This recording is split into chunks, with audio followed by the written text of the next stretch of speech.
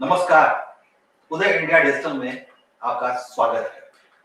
आज कार्तिक पूर्णिमा का पवित्र दिन है, लेकिन इस दिन चंद्रमा पर ग्रहण का साया मंडरा रहा है। ये साल का आखिरी ग्रहण है। 15 दिनों पहले अमावस्या के दिन सूर्य को भी ग्रहण लगा था और अब पूर्णिमा के दिन चंद्रमा को ग्रसित करने के लिए राहु आ रहा है।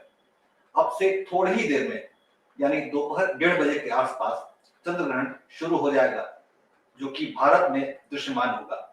इस चंद्र ग्रहण के दौरान क्या सावधानियां रखें और इसका सूतक काल कब से शुरू होगा, इस बारे में विस्तार से जानकारी देने के लिए हमारे साथ बेहद विद्वान आचार्य शैलेश तिवारी मौजूद हैं। आचार्य जी, आपका बहुत बहुत स्वागत है। धन्यवाद अंशुमान जी।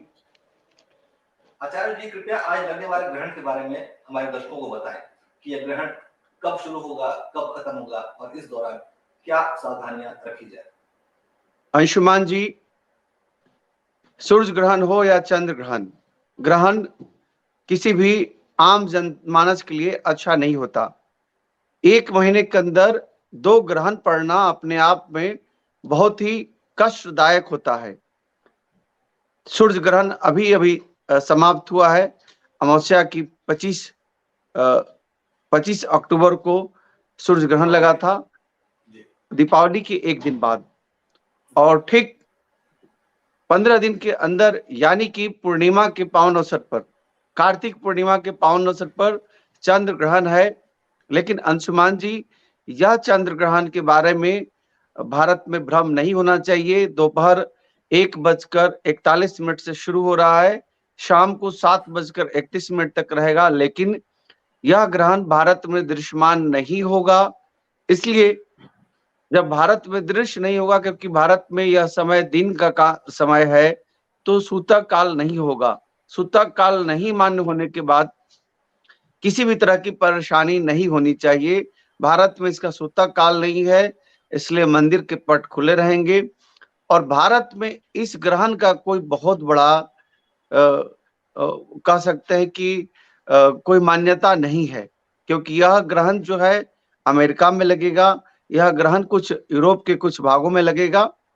और विशेष रूप से चंद्र ग्रहण आमतौर से जो है पूर्णिमा के अवसर पर लगता है। हाँ, इतना जरूर मैं बता दूं कि जो माताएं गर्भवती है, भारत में वह ग्रहण दृश्य हो अथवा नहीं दृश्य हो, उनको जरूर से जरूर विशेष रूप से सावधानियां बरतनी चाहिए, क्योंकि पूरी धरती पर कहीं ना कहीं सूर्य ग्रहण और चंद्र ग्रहण का प्रभाव होता है। और चंद्र ग्रहण यानी चंद्रमा भले ही भारत में दोपहर में नहीं दिखता हो, लेकिन पूरे चराचर जगत पर, पूरी दुनिया पर इसका इम्पैक्ट जरूर होगा। अंशुमान जी, चंद्र ग्रहण से हमेशा, चूंकि चंद्रमा मनसो जाता, चंद्रमा मन के देवता कहे गए हैं और चंद्रमा जल को भी प्रतिनिधित्व करते हैं, इसलिए जल से संबंधित और जल से जुड़े हुए स्थान यानी समुद्री क्षेत्र, हम कह सकते हैं कि जहां जहां यह ग्रहण काल लगेगा, यानी हम कह सकते हैं यूरोप के कुछ भाग और अमेरिका में ग्रहण लगेगा, यह निश्चित तौर पर दुखदाई होगा। दुनिया में इसका बुरा असर होगा, जैसे कि अभी आपको देखने को मिल रहा है कि यूक्रेन और रशिया में युद्ध की स्थिति बनी हुई है, चाइना और ताइवान में युद्ध की स्थिति बनी हुई है, दक्षिण कोरिया और उत्तर कोरिया में युद्ध की स्थिति बनी हुई है। साथ ही साथ महंगाई चरम पे होगा, चूंकि चंद्र ग्रहण जल प्रिय। अच्छी खुशखबरी दी है दर्शकों को कि ये चंद्र ग्रहण भारत में दृश्यमान नहीं होगा, यानी कि जी, जो टीवी चैनल और बाकी सारे लोग बेवजह ग्रहण को लेकर हवा सा बनाए हुए हैं, उससे डरने की कतई आवश्यकता नहीं है। ये भारत में बिल्कुल इसका कोई डरने की, असर नहीं है, ये यूरोप और अमेरिका में दिखाई देगा। बिल्कुल भारत में इसका सूतक काल नहीं लगेगा। चंद्र ग्रहण में 10 घंटा पहले सूतक काल लगता है और सूर्य ग्रहण में 12 घंटा पहले सूतक काल लगता है, और भारत में यह दृश्य नहीं है, इसलिए ज्यादा डरने की जरूरत नहीं है। और मंदिर के पट खुले रहेंगे, पूजा पाठ पूरी तरह से होगा, लोग देव दीपावली मनाएंगे, कार्तिक पूर्णिमा पर कार्तिक पूर्णिमा का स्नान करेंगे। और यह चंद्र ग्रहण कोई प्रभावी नहीं है, इसलिए भारत में से इससे डरने की कोई जरूरत नहीं है। लेकिन ग्रहण समाप्ति के बाद दान की महत्ता मानी गई है। वैसे भी कार्तिक स्नान और स्नान के बाद दान की विशेष महत्ता मानी गई है। इसलिए आप कार्तिक स्नान करें, गंगा मैया में स्नान करें। जमुना जी तो दूषित हो गई हैं, स्नान करने योग्य नहीं है, लेकिन गंगा जी के सारे तटों पर आप स्नान कर सकते हैं।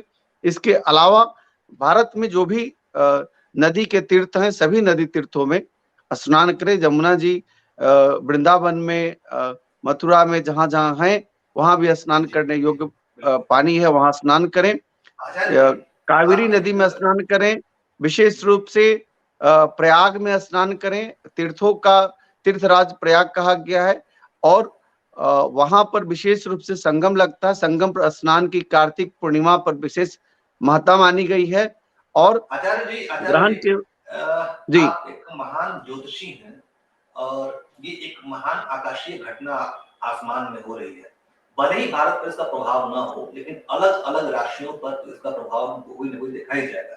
तो हमें ये बताएं कि राशि के हिसाब से इस चंद्र ग्रहण का क्या प्रभाव होने वाला है अलग अलग राशियों पर, 12 राशियों पर। देखिए, जब भारत पर इसका दृश्यमान नहीं होगा तो भारत में ही लोग राशि मानते हैं, लेकिन हम यह जरूर मानते हैं कि सभी राशियों पर इसका कुछ न कुछ असर होगा। जैसे मेष राशि पर इसका असर यह होगा कि मेष राशि वाले जातक लोग बिना सोचे समझे कोई भी डॉक्यूमेंट्स पर सिग्नेचर ना करें, जिससे उनका आर्थिक रूप से हानि ना हो। वृष राशि वाले जातक जो फिल्म क्षेत्र से लोग हों, वह विशेष रूप से इस ग्रहण काल में जो भी समय है, इस समय माँ भगवती के विशेष ओम ऐं ह्रीं क्लीं चामुंडाय विचे नमः इस महामंत्र का जप करें तो विशेष लाभ की प्राप्ति होगी। मिथुन राशि वाले जातक विशेष रूप से इस दिन ग्रहण काल में आप चावल को स्पर्श करके रख दें, और ग्रहण की समाप्ति के बाद विशेष रूप से स्नान करके इसे दान करें।